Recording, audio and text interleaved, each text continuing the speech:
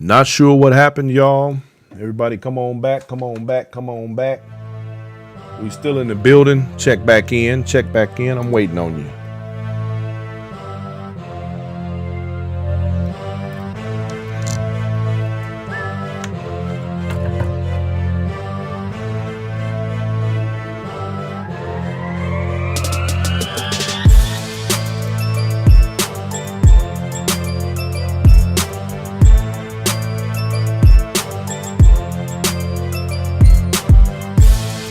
We back on, y'all. Come on in, come on in, come on in.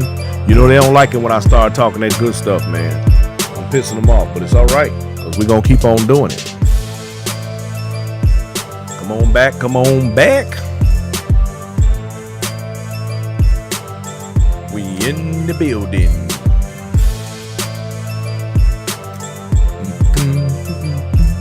We're going to wait for a few more folks to show back up on the feed. I don't even know what happened, y'all. Y'all know how this go. You get to talking too slick, they want to shut you down. They want to shut you down. But we ain't going, y'all. We ain't going.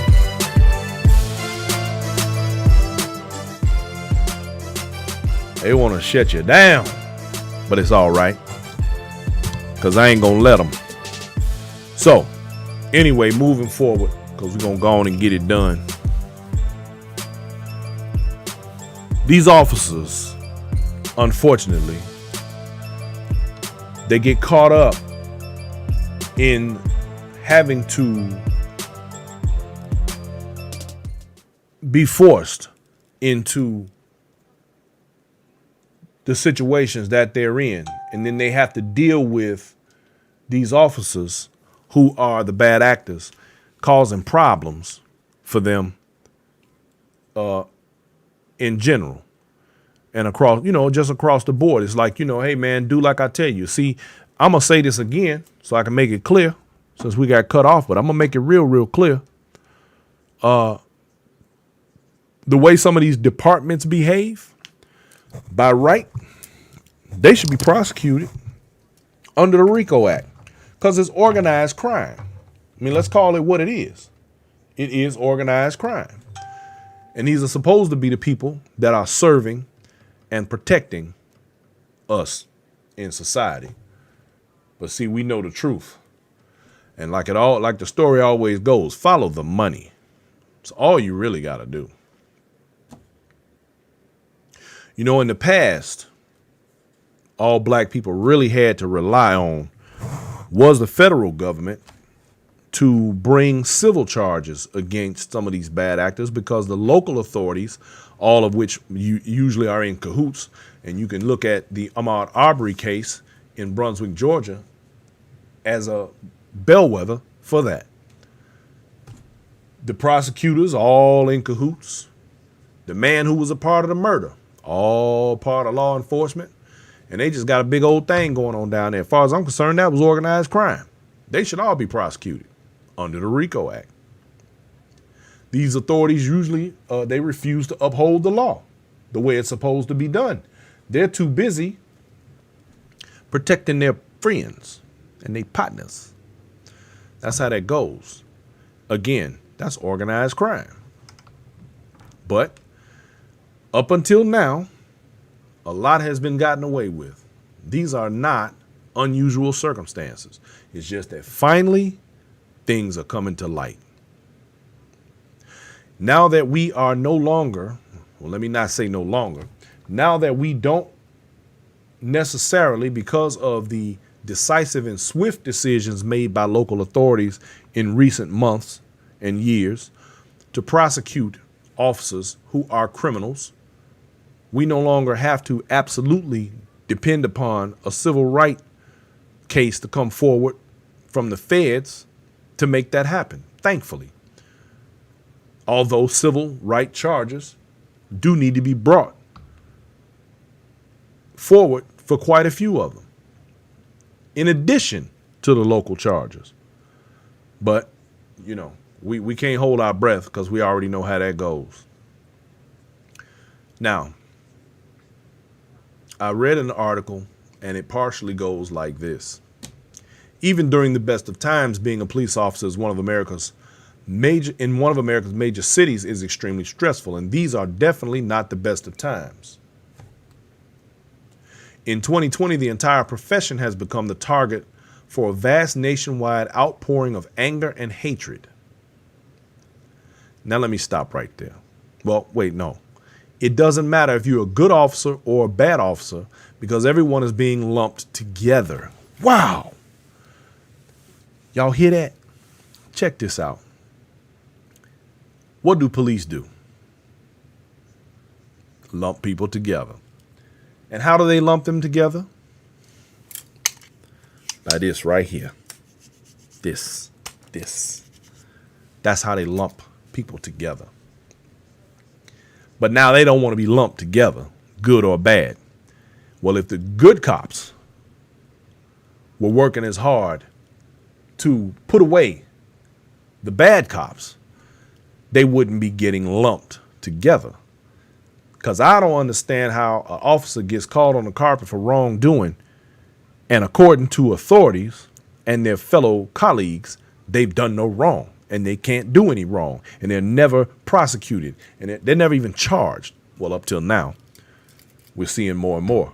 But my point is, you telling me all these years and all of these people who've been wrongfully accused, people who they've gotten out of the penitentiary to spent 20 and 30 years.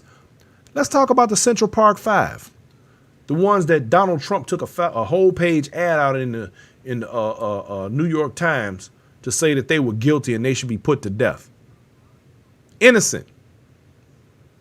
But guess what? They was the right complexion for the connection to accuse, and nobody cared. No big deal. Officers wrong, everybody wrong, nobody cares. Guess why? Because they got a face that fit the profile. You fit the profile. You fit the description. I remember one time when I lived in Memphis, I had a cop come to me one day. He's like, man, you know what? I want to take you, one day, man, you got to come downtown and hang out, man. And I'm going to put you in a lineup, just put you in a lineup, man, just to use, for an extra in a lineup. I was like, now what the hell make you think you should even ask me something like that? Now, can you imagine me going down there as a favor to an officer to stand up in a lineup and somebody on the other side of that glass say, yeah, that's him? Are you insane? Come on, bruh.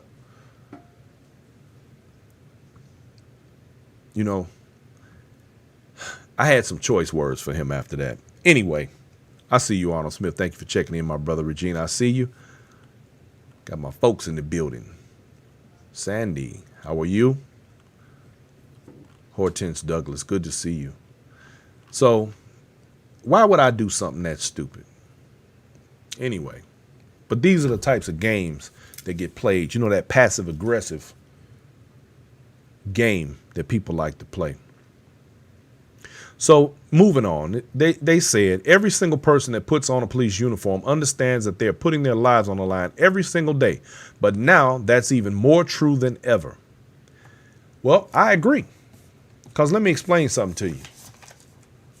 When a person takes on a job as a police officer, the same way a person takes on a job as a soldier in our U.S. military, you know what you're signing up for. And if you don't, somebody need to tell you. You better ask somebody. Now, police officers know what they sign up for, but check it out. If you decide that you're going to be an electrician, and one day, while you're on the job and you've climbed one of those poles and you reach out and you grab the wrong wire, what you think gonna happen? Your ass gonna get electrocuted. So guess what? You made a mistake. It cost you, at the very least, your livelihood, if not your life. So as a police officer, if you reach out and touch with a firearm the wrong individual, you should also, at the very least, lose your livelihood, if not your life. Officer Rolfe has reached out and touched the wrong individual in the wrong way. And he is now about to have his life challenged, if not taken. And it absolutely will never be what it was because he made a mistake. We all know, no matter what profession we're in, that when we make mistakes, they can cost us our life. There is no secret in that because this is what we chose to do. We knew the risks going in. Now, just because they don't feel that they should be called on the carpet for wrongdoing and throwing a tantrum, it's not going to work. Not going to work. There are too many wrongfully convicted, wrongfully charged individuals in the system right now today because of wrongdoing, bad behavior, and ridiculousness on the part of people who thought that they could get away with things like this and that they are above the law. They are not. The uniform and a badge and a gun does not make you above the law. And now, finally, these officers are being made to pay for those mistakes. Again, if you are, I used an electrician. Let's talk about an arbor. Y'all know what an arbor is? That's a person that cuts trees. You climb a tree to cut it down, and you cut in the wrong place, and that tree falls on you, or you fall out of it. It's going to cost you, at the very least, your livelihood, and at the very most, your life, because you made a mistake. Police officers are held to the exact same standard. If you do the wrong thing, if you do touch the wrong thing, you make the wrong move, you will be held accountable, not necessarily by Darwin's law, as these other jobs that I'm talking about, but, well, I guess it is, though, on the other hand, but by, in fact, the law and the public at large, especially now, because you made a mistake. There are mistakes that you cannot recover from. We can even say that about Rayshard Brooks. He may have made a mistake, but we all know that he'll never recover from any of them. Now, it appears that Mr. Rayshard Brooks had been incarcerated for a year. He got a year for, he said, I believe, credit card fraud or something like that, credit fraud and something else. And he plea bargained for that year. Well, he did his time.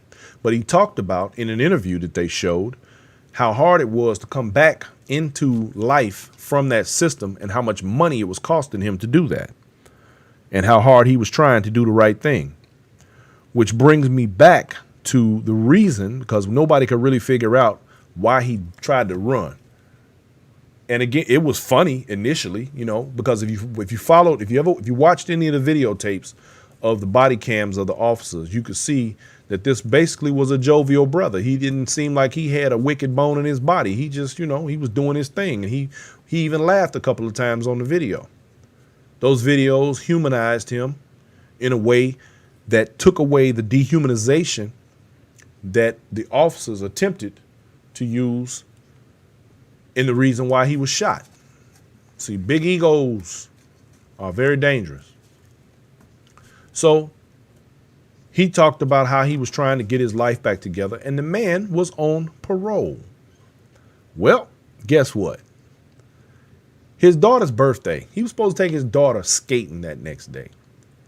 And I could think to myself, I thought, and I know people who probably would have done the same. If I can run and get away, I know I can't get away. I know this guy got my ID and my name and everything. I know he gonna call my parole officer, but if I can take my daughter skating tomorrow, then I'll deal with that later. I'll take whatever they gonna do, but not today. I got to go. So he tried to get on down. That's the human side of this. And I think one of my thoughts about all of this is that whatever happened to the human side of policing, and I'm not gonna say that it doesn't exist, because I have had some officers to be very human with me and treat me in a very human way. They are the only reason that I do not condemn all police officers, because I know for a fact that there are those out there who behave like human beings, who value human life, that do things legally and do things that make sense. Because of them, I do not have an enormous disrespect for police. I believe they are necessary on many levels. But like they say here in Texas, we don't call police. There's a reason. Anyway, I know that there's some good guys out there. I just wish that they would work harder toward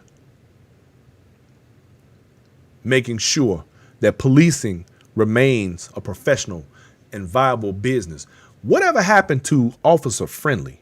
All my Chicago people out there, I don't know if they had that anywhere else, like here in Texas and around the country, but in Chicago, we had a fellow, they used to call him Officer Friendly. And Officer Friendly would show up at the local schools in the kindergarten classes and talk to the students and talk about, being a good citizen and all the stuff you should do and how you should take care of the family and blah, blah, blah, blah, blah. And it was a good thing. I can remember growing up where most of the kids, the guys especially, either wanted to be a police officer or a fireman or something. That was the thing. That was how we felt about police. Police had respect, even though we were innocent. We didn't know any better. We didn't know the dirt that they were doing, because we know they was doing it back then too. But we didn't know any better. But at least the police cared enough about their image to put a smiley face on it. Now they no longer care, and they think that they should just do whatever they want. Dennis McCullum said he thought they had attained a level of mutual respect. Wrong, absolutely. And that right therein lies the problem, because a lot of people do not know how to respect one another. And I get really angry when I see people make statements like, well, he should have just did what the police said. I don't give a damn what he did. If he didn't put that officer's life in danger, in jeopardy, he didn't deserve to die. Now, it's as simple as that. That's human. That's humanity. So this fella goes on to say that all over the U.S., the police officers are being attacked, abused, and targeted for violence. And I can't even imagine what it's like to never be able to let your guard down because someone could assault you at any moment.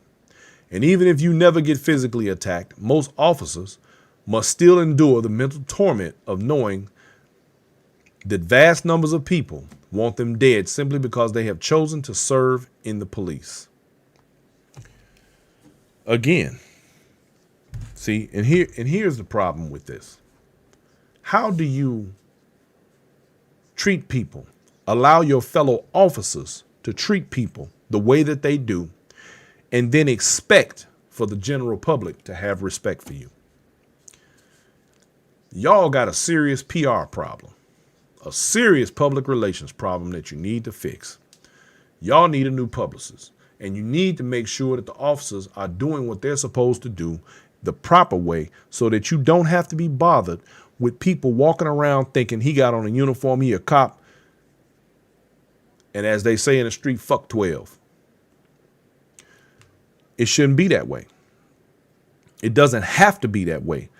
Every police officer does not have to walk around acting like they are above the law and that they have dominion over the people whose taxes pay for them to even have a job. Imagine if people started acting properly. Like let's say we had a day of no crime. I know that's impossible, but I'm just bear with me. Let's say we had a week of people behaving themselves. Nobody was speeding. Nobody tried to rob a bank. Nobody did any of the things that cause problems. And suddenly they didn't need that many police. And they started getting laid off. Just a thought. Anyway, here's the thing. Michael Samsonite, See, their training has to change. Absolutely. But the only problem with even the change in training, you have to change the hearts and the minds of these individuals. And that within itself is a challenge. Regina says that's the domination mentality. Yes, it is, Regina. And I'm glad you said that. So remember earlier I said we talked about the oath. And by the way, some of the charges levied against Officer Roth and Officer Brosnan are oath related. The dereliction of oath or I forgot what they call it, obstruction of oath. Anyway, so check this out. Here come the history lesson, y'all. Remember I told you on a previous show that policing is a byproduct of slave catchers, right? So in an article authored by Chelsea Hansen, let me read this to you. This is the oath, state your name here, do swear that I will, as searcher for guns, swords, and other weapons among the slaves in my district, faithfully and as privately as I can discharge the trust reposed in me as the law directs to the best of my power, so help me God. That's a slave patroller's oath from North Carolina in 1828. Now, when one thinks about policing in early America, there are a few images that may come to mind. A county sheriff enforcing a debt between neighbors, a constable serving an arrest warrant on horseback, or a lone night watchman carrying a lantern through his sleeping town. These organized practices were adapted to the colonies from England and formed the foundations of American law enforcement. However, there is another significant origin of American policing that we cannot forget, and that is slave patrols. Remember, I told y'all that. The American South relied almost exclusively on slave labor, and white Southerners lived in near constant fear of slave rebellions. Now, pay attention to that part, because I'm going to show you the parallels between then and now. Right now, the American public is in fear of rebellion. This is what you are witnessing. Why? Because George Floyd died on national television, social media, and everywhere else. There's a fear of rebellion. Disrupting the economic status quo. Has it not disrupted the economic status quo? What's going on right now? Absolutely has. As a result, these patrols were one of the earliest and most prolific forms of early policing in the South. The responsibility of patrols was straightforward: to control the movements and behaviors of enslaved populations. According to the historian Gary Potter, slave patrols served three main functions.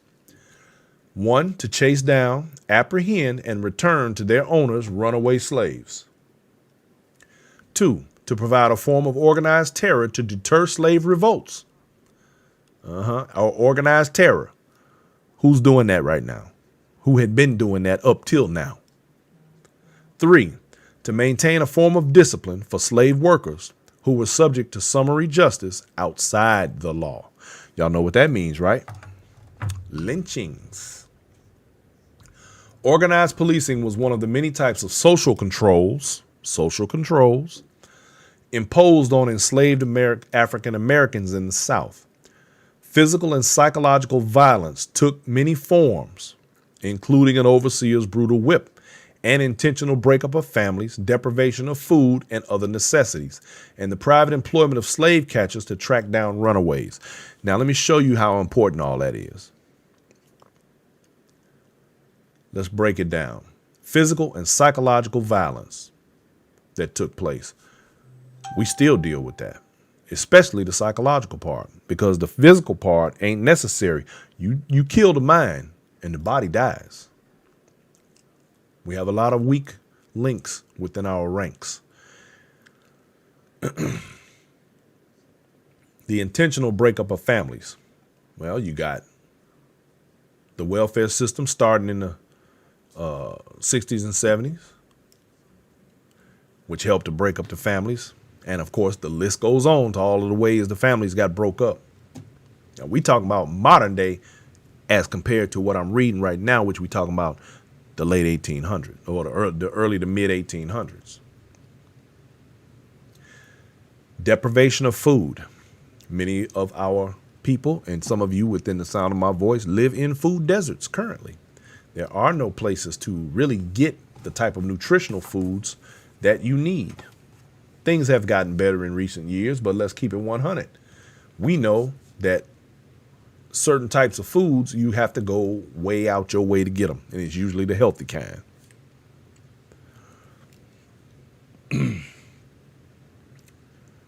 The private employment of slave catchers to track down runaways. Bounty hunters. Okay. Slave patrols were no less violent in their control of African Americans. See, same as your over-policing in your neighborhoods. Slave patrols, they come in your neighborhood and act a fool and do what they want, and no punishment, no consequences. That's terrorization of your community. Their distinction was that they were legally compelled to do so by local authorities. Well, there you go. They work under the color of law, under the color of authority, and do as they please legally. That's your police, right? Okay. Their distinction was that they were legally compelled to do so by local authorities. In this sense, it was considered a civic duty, one that in some areas could result in a fine if avoided. In others, patrollers received financial compensation for their work. Typically, slave patrol routines included enforcing curfews, checking travelers for a permission pass, and catching those assembling without permission. In other words, y'all can't get together. We got to keep y'all broke up. Got to keep y'all separated so you don't plot and plan against us. That's part of the program.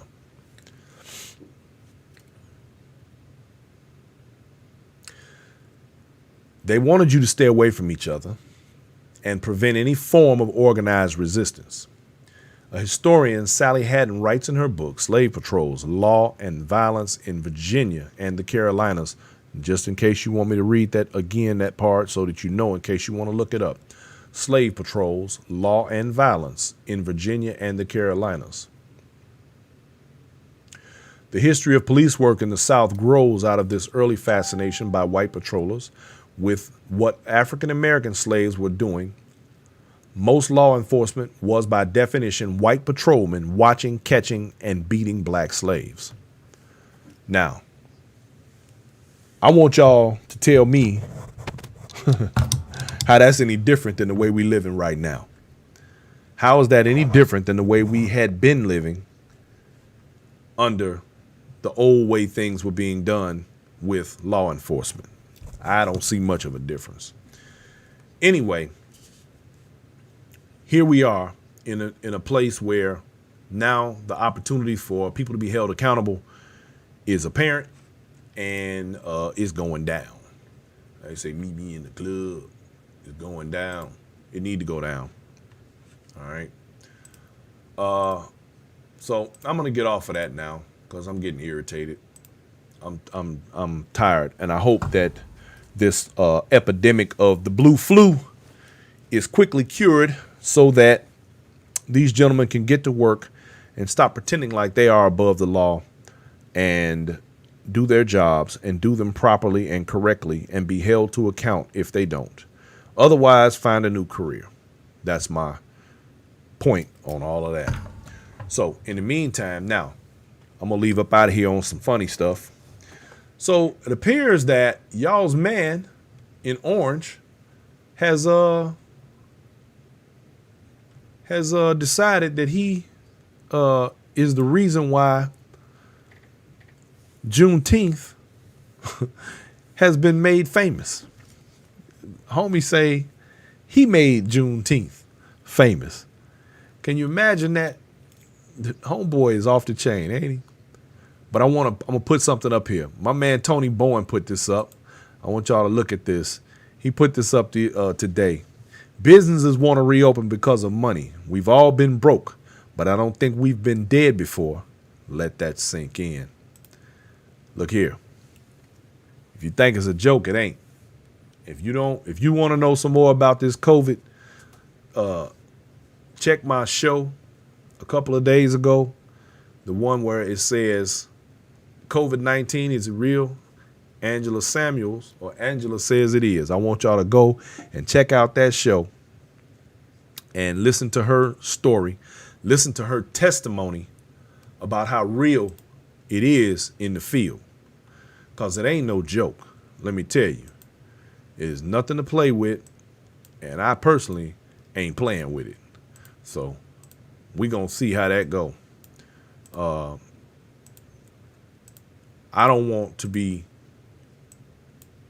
don't even want to find out. I really don't. I don't even want to know how it feels. I don't want to know nothing about it. I want to keep on keeping on like I've been doing, and be happy with the way things are. I don't want no parts of that COVID-19 or coronavirus. Y'all can have that. I'm trying to put this thing up here for you to see. Okay, here we go. Y'all's man. Check y'all's man out. He says, I made Juneteenth very famous. He takes credit for the celebration of the Emancipation Proclamation by black people. Imagine that. This dude, now he got enough problems because, in case y'all didn't know, you got to check out the story, the thing that John Bolton just put out, his former White House security secretary, and he done pretty much thrown him under the bus. Dude is off the chain, man, and I said this before. Nick Brown, I see you, brother. Thank you for checking in. I see you, cuz. Look at you up there. It's amazing to me how we've gotten to a point where, and I said this before, and I don't know how many of y'all on here may have heard me say it or seen where I put it down, but I made it clear. The way Donald Trump is going to go down, his own people are going to be the ones that take him down. It won't be none of us. It won't be the people who never liked him. It'll be the people who at one time or another he had in his camp. Now, this guy spent 17 months in his cabinet as his defense secretary, and he just wrote a tell-all book that has just literally torn apart everything that he's called himself. Well, let me not say building, stealing, because he done stole so much, which is typical. And it is not good. I ain't going to get into the details of it because I'm over him, which brings me to this, y'all. November 2nd is coming, or whatever the day is on that Tuesday. Man, November's coming, baby. Vote, vote, vote, vote, vote. And I'm going to tell y'all, like I told you yesterday, check this out. You may not be a person who believes that voting matters, because unfortunately I run across way too many of them. But let me say this. Do me a favor. Just do it for me. Just for me. Even though you don't believe it matters or do anything, go in there and cast your vote and just say, yeah, I'm doing this for my boy. Because he said he needed some extra votes in there. So just go in there for me and cast your ballot. I ain't even telling you who to cast it for. Just do it just so you can say, man, I did you a favor, dog. I owe you one. What can I tell you? Just go do it. Vote, y'all. Please vote. So, according to the Mango Maniac, nobody had even heard of Juneteenth before he decided to schedule his rally on Juneteenth, which is tomorrow, by the way, in Tulsa, Oklahoma, where the site of Black Wall Street used to be until white folks did what they do and destroyed that independent town that didn't need them or their money, and they couldn't stand to see black folks having it like that. So they got pissed off and they burnt it down like they've done many other things. And then they'll say, pull yourself up by your bootstraps. Well, I would if you wouldn't keep burning them and taking them and destroying generational wealth and playing into the redlining and government-sponsored oppression that's taken place in this country for the last. Every time I get ready to say something like that, I want to say the last 50 or 100 years, but then it always takes me back for the last 450 years since the good ship Jesus came to American shores in 1619. Man, don't even get me started. Anyway, before I get up out of here, I want to remind every one of you to please subscribe to my YouTube channel or catch me on Twitch at The Black Factor on Twitch or BM Forbes on YouTube. And I want to give a shout out to my girl, Tara. Royalty LLC is in the building.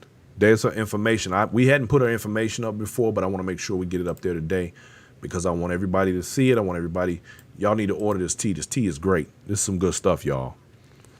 3480 Arbor Mill Circle, Orange Park, Florida, 32065. Royalty LLC, 386-344-7744. Or you can go to www.royaltyllc.info. It's good stuff, y'all. I like it. I like it. It's good. I mean, matter of fact, I'm going to have to get me some more here pretty quick.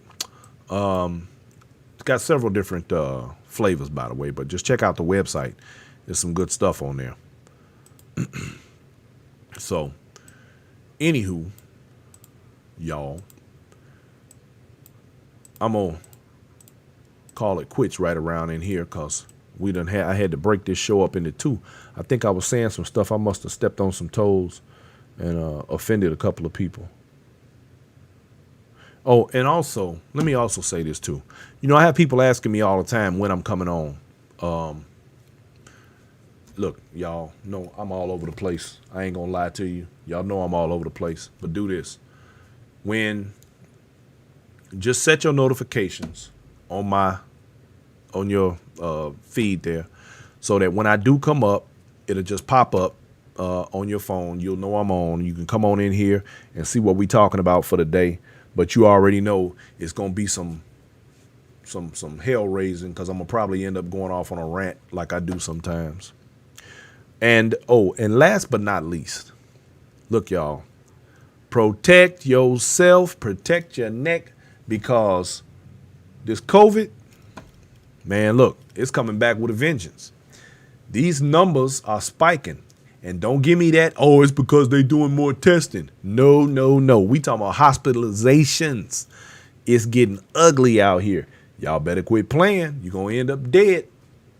God forbid. I don't want to see none of y'all gone. I don't want to get no message. I don't want to come on your Facebook and somebody saying, oh, my God, rest in peace. So-and-so, he died from COVID. Man, come on, y'all. Cover up. Take care of your business. Wash your hands. Use your hand sanitizers. Limit where you go. Limit the crowds that you're around. And just take care of yourselves. Because when you take care of yourself, you take care of the rest of us. All right. So with that said, y'all, it's time for me to get on down. Love, peace, and chicken grease. We out.